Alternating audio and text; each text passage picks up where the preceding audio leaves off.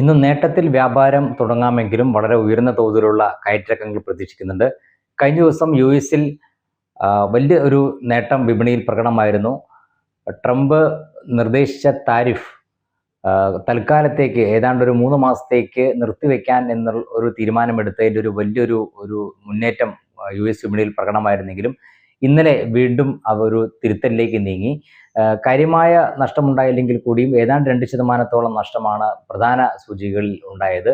ഇത് കാണിക്കുന്നത് വരും ദിവസങ്ങളിലും സമാന രീതിയിലുള്ള കയറ്റിറക്കങ്ങൾ വിപണിയിൽ തുടരുമെന്ന് തന്നെയാണ്. ചൈനയുമായിട്ടുള്ള വ്യാപാര യുദ്ധം മറ്റ് രാജ്യങ്ങളിലേക്ക് കൂടി വ്യാപിക്കുന്നു എന്നുള്ളതും അതിന് ഏതാണ്ട് പൂർണ്ണമായി ഒരു പ്രതിവിധി ഉണ്ടായിട്ടില്ല എന്നുള്ളത് കാണിക്കുന്നതാണ് ഈ ഒരു വിപണിയിൽ കാണുന്ന ഈ അനിശ്ചിതത്വവും ഈ ഏറ്റക്കുറച്ചിലും.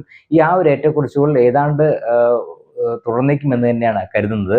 അവിടെ യുഎസിൽ കഴിഞ്ഞ ദിവസം പുറത്തു വന്ന പണപ്പെരുപ്പ നിരക്ക് കുറഞ്ഞിട്ടുണ്ടെങ്കിൽ കൂടിയും അതിൻ്റെ ഒന്നും ഒരു പ്രതിഫലനം വിപണിയിൽ ഉണ്ടായില്ല. ഏറ്റവും കൂടുതൽ ഇപ്പോൾ വിപണിയെ സ്വാധീനിക്കുന്നത് ഈ താരിഫ് യുദ്ധം തന്നെയാണ്. അതുകൊണ്ട് തന്നെ അതിൻ്റെ ഒരു സ്വാധീനം യുഎസ് വിപണിയിൽ മാത്രമല്ല മറ്റ് വിപണികളിലേക്കും പടരുന്നതിൻ്റെ ഒരു ദൃശ്യമാണ് ഇപ്പോൾ കാണുന്നത്. അതുകൊണ്ട് തന്നെ നമ്മുടെ വിപണിയിൽ അതിൻ്റെ ഒരു സ്വാധീനം തീർച്ചയായും ഉണ്ടാവും.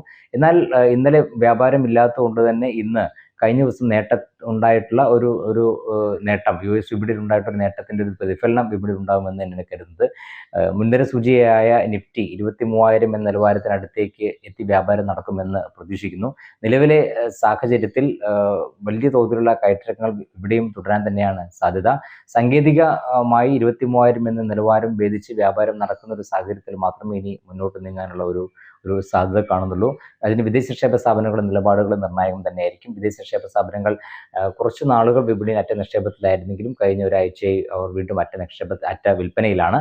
അവർ വിൽപ്പനയിലേക്ക് വിൽപ്പന തുടരുകയാണെങ്കിൽ തീർച്ചയായും അതിൻ്റെ ഒരു സ്വാധീനം വിപണിയിലുണ്ടാകും.